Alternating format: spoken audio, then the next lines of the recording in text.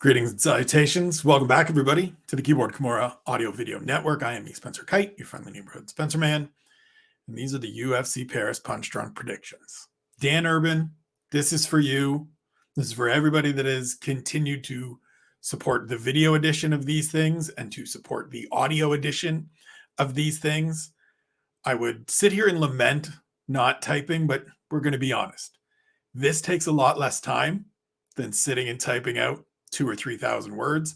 I still have plenty of typing and writing that I do for my assignments for UFC.com and for OSDB Sports, various other projects that I do. So I still get to serve those creative impulses, those wordy impulses. But now we get to come here, jump on a video, jump behind the microphone, and deliver it this way. Harry Powell wins as well. Shouts to Harry. He's back in London. He is back. Going to be back on the show, the next day takeaways, on Sunday. But for now, we're going to set up what we're going to talk about potentially on Sunday with a look at my selections for Saturday's fights. UFC Paris, Accor Arena, starts at 9 a.m. Pacific time for me. So I love, as you all know, a little bit of breakfast and fisticuffs. It's good times. Let's just jump into it. Main event, Ciryl Gane and Tuivasa in the heavyweight division, scheduled for 5 rounds. I think Tuivasa has ways that he can win, but it takes being just an absolute banshee. We talked about it on the Severe MMA preview show, myself, Io, and Harry earlier this week. And it was one of the things that I asked. It was my question in one question this week is, how does Ty approach this fight? And I think if he's going to win, he needs to come out just be a berserker. Just throw caution to the wind. Just go out there and accept that this is my best and maybe only path to victory. And I'm going to go out there and just press forward and see what I can get done. And if I get beat, if he beats me, either knocks me out, takes me down and submits me, takes me down and pounds me out, or beats me on the feet over 25 minutes, so be it. But this is the best way I can go about giving myself a chance to win. Do I think it will happen? I do not. I think Ciryl Gane probably wins this fight rather handily. I think he is the superior athlete. I think he is the better fighter in all regards. I think Ty has obviously the more sudden power, the more proven kind of one-shot power. He also has a great chin. But we've seen Ciryl Gane be able to go out and neutralize power hitters in the past with his volume, with his footwork, with his movements, with his ring generalship. And I think we see all of that on Saturday. I personally don't have any concerns about the moment or the pressures of the moment, headlining at home, closing out the first UFC event in Paris, which I know was a big deal to him, as we spoke about earlier in the week. I think he actually goes out there and has a really great performance. I don't know that he necessarily finishes. If he does, I think it happens in the later stages of the fight, probably on the ground. But I think when the smoke clears, when the dust settles, smoke clears, whatever it is, Ciryl Gane emerges with his hand raised, triumphant, at home, and enjoys the celebration that he's looking forward to with his teammates, his friends, his family on Saturday night. Co-main event, Robert Whittaker and Marvin Vettori. I think this is a pretty clear fight for Robert Whittaker. Again, as always, there are ways to victory and paths to victory for the other person in every fight, the person I pick against in every fight. And in this case, there are ways for Vettori to win. He can, if Rob is just having an off night, go out and wrestle him, go out and just kind of clinch up and beat him along the fence and make it grimy against the cage. But I don't think that's going to happen. Rob seems in very good spirits this week. He seems very focused and very kind of invigorated to be out there and competing again. And I think Marvin Vettori is the kind of fighter that plods forward and will give Rob plenty of opportunities to cut angles, to throw different strikes, to mix in some takedowns, to just showcase all of the things that make him the clear number 2 in this division. I think there's a little bit of a possibility that this really shows us the difference between Israel Adesanya, Robert Whittaker, and then everybody else at middleweight. Because right now, Marvin Vettori's kind of the third in line. He's the next in line behind those two. And I think we see on Saturday that it's a big gap. It's a big difference between Rob Whittaker and Marvin Vettori. I think he styles on him for 15 minutes. I think he can work at a good clip at a quick pace because it is only 15 minutes. It is just a 3-round fight. And so I think we see Whittaker get his hand raised, get back in the win column after the loss to Izzy earlier this year, and sort of maintain his position as the number 2 in the middleweight division. Another middleweight fight before that, Alessio Chirico against Roman Kopylov. I don't have a ton of analysis for this one in terms of X's and O's and who does what and who is better in what position. This is a feel pick to me, and the pick is Alessio Chirico. I just think what we've seen from Kopylov has not been enough. And while Chirico hasn't been great either, we've at least seen some moments. We've at least seen him have success inside the octagon. Now, I think his fight IQ is not the greatest. I think he's a little bit robotic and a little bit static in his movements, but he's got some pop. He's fighting in Europe for the first time in the UFC in a long time. He will certainly have friends and family in attendance in Paris. Again, it's one of the draws of being in Europe is these European athletes can have friends, families, coaches, all of that surrounding them to be at their best. And I think we just see Chirico go out and have a better performance than he's had in a while. Sort of probably not quite the performance he had against Joaquin Buckley where he knocked him out in the first round, but something similar to, and I know he lost this fight, but similar to the Kevin Holland fight, where we saw little bits and pieces of good work from Chirico. Unless Roman Kopylov has totally switched up his game and added things and really kind of taken another step forward since his last appearance, I think Monzo should go out, get a win on Saturday, get back in the win column, and move forward from here. Lightweight fight, John Makdessi, Nasrat Haqparast. I talked about Haqparast and sort of my skepticism about him earlier in the week, my question about whether I'm being too critical about him because he is still only 27, and that's not necessarily time to write somebody off when they haven't cleared that important hurdle to sort of get into the top 15. I do think he gets a victory on Saturday. I don't know if it's going to be the blow me away performance that I think I need in order to get all the way back in order to get another ticket for the bandwagon. But I do think he gets a win. Makdessi has always, to me, felt a little undersized for the division. He seems far too content to hang out just outside of range, throwing kicks, throwing, spinning stuff that doesn't necessarily land, and allowing guys to dictate the terms. And I think Haqparast, coming in off 2 straight losses, will very much understand that he needs to go out here and dictate the terms of engagement against John Makdessi. He can't let John Makdessi hang around, similar to the way Ignacio Bahamondes did in his debut, right? Had this huge reach advantage, huge length advantage, ability to kind of physically impose himself on John Makdessi, didn't, and ended up catching a split decision loss. I think Haqparast will understand that. I think his coaches and his team will have him geared up to go out there and have a good performance. I think he works behind the jab, mixes some shots to the body well, gets a victory. Doesn't quite convince me to get back on the bandwagon, but will at least have me, waiting at the bus stop for the next time the bus comes around, and we'll look at it again then. Featherweight fight, second of 2 on the main card. The opener is a featherweight fight as well. William Gomis against Jarno Errens. As I said earlier in the week, I think this is a showcase opportunity for William Gomis, who goes out and gets a finish and looks great doing so. That, again, is not a knock on Jarno Errens. That is just from what I've seen of the two of them, from where they've competed, the level of opponents they've faced, the results they've turned in, everything I see tells me William Gomis wins this fight.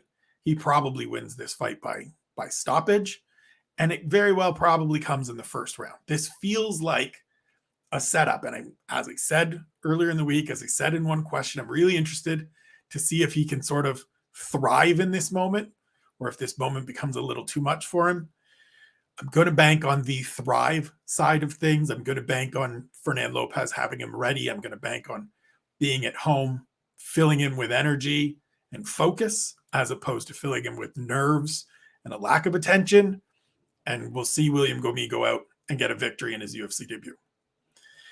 Main card opener, as I said, also in the featherweight division. Charles Jourdain, Nathaniel Wood, an absolute banger of a fight. This is one that's tough for me because I think Nathaniel Wood fits in this division. I think he's a good addition to this division. And I'm not all that worried actually about the 3-inch height difference because I don't know for sure yet that Charles Jourdain fights in a way to impose his physical will on people. I don't know that he necessarily is going to come out here and big brother anybody. It's not 100% the way he fights. What I do think, however, is that he's got a little bit more power. He's got a little bit more diversity to his game, and he's going to be able to draw Nathaniel Wood into his type of fight. Now, there's very much a chance that Nathaniel Wood makes the right decisions in this fight. And every time Charles Jourdain comes forward and says, let's just brawl, let's climb in this phone booth and have at it, Wood says, nah, I'm fine, mate. I'm going to step back here. We'll reset. And we want to keep this technical. I'm going to work low kicks. I'm going to throw long strikes. And we're going to stay out of the real messy bit. And if he does that, he has a very good chance to win. But I have a feeling that Charles Jourdain will come forward enough and be in his face enough and invite him to get into a scrap enough that Nathaniel Wood will eventually oblige. And that favors Charles Jourdain, who has more power, as I said, who is a more sort of sudden and dynamic finisher than Nathaniel Wood is in terms of both being able to stop him on the feet and potentially find a submission if it's there. Not that Wood doesn't have a very good opportunistic front headlock game, as Harry talked about on the Severe Preview show. But I just think overall, in those moments, Charles Jourdain is a little bit quicker, a little bit better, a little bit sharper in terms of seeking out and finishing those fights. Similar to what we saw in the Lando Venata fight, right? Lando looks to wrestle, he gets hurt, he looks to wrestle his way back up, and before he knows it, neck is tied up and we're done. I think this is going to be a great fight. It's my pick for fight of the night, even if it doesn't go the distance. I think it will be wildly entertaining, and I think the French-Canadian will bring home a victory. Move to the prelims. We'll run through these a little bit quicker. Final preliminary card fight, middleweights, Abus Magomedov and Dustin Stoltzfus. This is my one underdog pick of the night. Dustin Stoltzfus, sorry, not my one underdog pick. There's one more a little later. But I like Dustin Stoltzfus here. I think he benefits from getting the victory. I think he benefits from just being the more active of the two. I'm very interested to see what Abus Magomedov, again, I'm stumbling over it, looks like after a couple of years off, after not facing great competition the last couple times out, after getting knocked out the last time he faced quality competition in Lewis Taylor back in the PFL finals. And I just think the ability to fight in Europe with all of his coaches in his corner, kind of making a quick return, gives Dustin Stoltzfus all the things he needs to come out and get a second straight win and cash an underdog ticket if you're so inclined. Lightweight fight, Fares Zayem, Michal Figlak. I'm going with the debutant. I'm going with Figlak. I think it will be a grimy, kind of grind it out, show you a little bit of everything, get you intrigued, make you sort of take note, maybe put a little asterisk next to his name for later. He's 8-0. It's a good chance to come in and get a good win over, a guy that's got some experience in the UFC, but isn't so far ahead of him that it's an unwinnable fight. I think the newcomer looks good and gets the job done. Another middleweight matchup, the first of 4 on the night, Nasruddin Imavov, Joaquin Buckley. As you can assume, given that he was my fighter to watch this week, I am picking Imavov. I think he wrestles. I think he showcases a little bit of everything in this fight. And I hope that he gets on the mic afterwards and says, okay, I want a top 10 opponent. Give me somebody that's ranked. Don't keep giving me these guys that I'm just going to run through, that I'm just going to dominate. I want to be tested. I want to move forward. Let's effing go. I think he's legit. I think he's legit. And in a division where we need young talent climbing the ranks and fresh names moving into the top 10, he's one that I think can do it. I think a good win on Saturday that he goes out and gets puts him in that mix. Lightweights, Benoit Saint-Denis against Gabriel Miranda. Obviously, as one of the residents of Saint-Denis Island, I'm picking my guy. I'm picking the god of war, former paramilitary man. I think he goes out and finishes. This is another one of those instances where, Miranda hasn't fought in a little bit. He's a little bit older, hasn't ever fought really great competition, really strong. Not that Benoit Saint-Denis has or is great competition, but this just, when you look at it, we're going to get a graphic at some point in this fight saying with a 6-year age difference, the younger fighter has won 73% or whatever it is. And I'm going to write that number down when we're done, just in case that is the number and I've pulled it out of a hat. But I just think from what we saw, both in terms of durability in the Elizeu Zaleski fight and dominance in the Nicholas Stolze fight, now fighting at home, can't be betting against Benoit Saint-Denis here. Bantamweights, Khalid Taha, Christian Quinones. This is the other upset pick I'd like. I'm going with Quinones, who got a victory on the Contender Series last fall, fights out of the Entrim gym. It's just another one of those fighters. Entrim had a number of fighters go through Contender Series last year, graduate to the UFC. It has been mixed results since they've gotten to the UFC. But I just think Christian Quinones is probably a little bit better than Khalid Taha everywhere.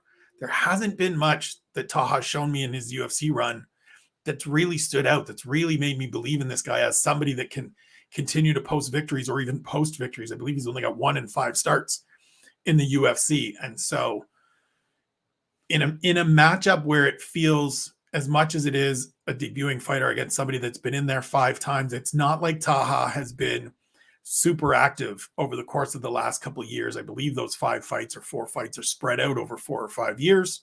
I think Quinones comes out, sharp training camp, works with a good team, comes across to France and gets a victory in his UFC debut. And then in the opener, Stephanie Egger, Eileen Perez. I'm going with the Swiss judoka.